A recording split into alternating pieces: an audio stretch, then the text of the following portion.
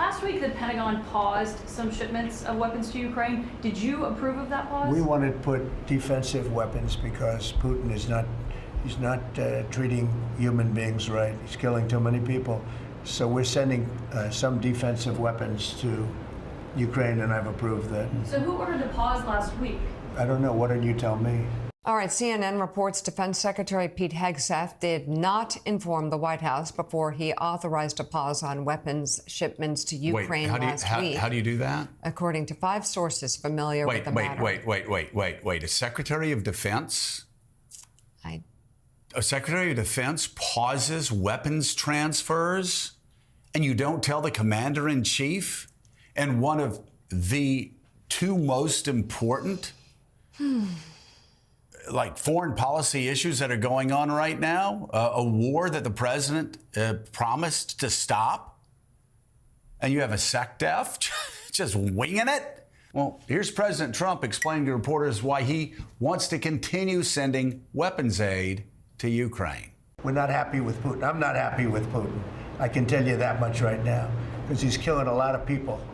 And a lot of them are his soldiers. We get a lot of bull thrown at us by Putin, for you want to know the truth. He's very nice all the time, but it turns out to be meaningless. He seems fed up. He does seem fed up, and I would just suggest that people who say there's no way he's going to stand up to Vladimir Putin need to look back to what everybody was saying before the attack on Iran's nuclear facilities.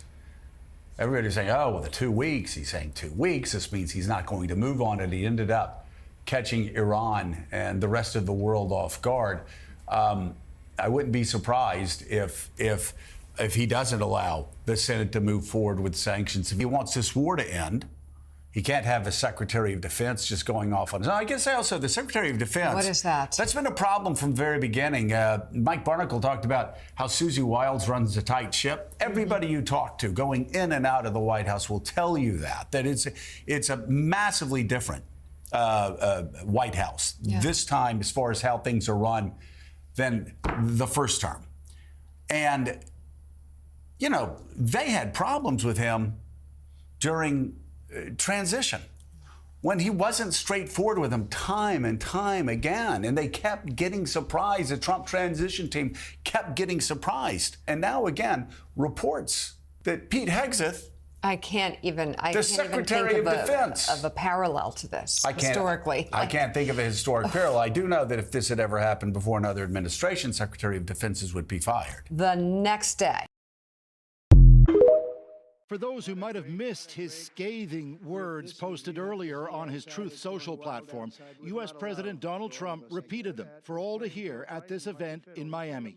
Modestly successful comedian he was really good at was playing Joe Biden like a fiddle. Slam after slam, targeting Ukrainian President Vladimir Zelensky.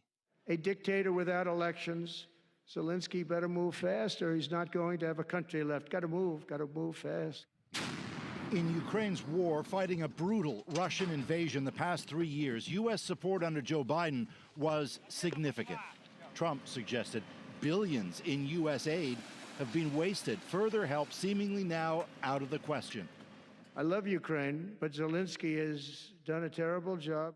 This the day after Trump stunned the world by suggesting from his home in Florida that Russia's war on Ukraine was started by Ukraine. Just as the U.S. was meeting with Russia to talk about ending the war, but without Ukraine at the table, Zelensky was blunt. Trump, he said, lives in a disinformation space. It will be a pleasure meeting Donald again, said Russian President Vladimir Putin, adding, building U.S.-Russian trust is key to solving the Ukraine crisis. The sudden and quickly evolving U.S.-Russian relationship has turned the West on its ear. European leaders, with Canada included, met again to consider what it means and next steps. In Washington, even some Republicans seem gobsmacked. Vladimir Putin is a gangster. He's a gangster with a black heart. Putin is a war criminal and should be in jail for the rest of his life, if not executed. And yet, say others, what is your solution? That this war go on forever? No one's articulated an ending point. We keep sending tens of billions of dollars over there. No one has even defined what victory looks like. I trust President Trump. He's a master negotiator, and I think he's going to get to a lasting peace. All of it leading Ukrainians themselves to wonder and worry, now what? I have really bad feeling that the future of Ukraine is not really bright. With all of this in mind, Adrian, it is no overstatement to say it may well be the world order is being restructured in real time before our eyes. A remarkable few days for Donald Trump. Is it even possible, Paul, to ask where this goes from here? Yeah, well, you can sure ask, but on the bigger picture level, Adrian, what's the end game? No one can say. In the short term, the Kremlin is now suggesting a Trump-Putin meeting may be in the works, and soon, likely in Saudi Arabia. It all seems to be moving very quickly.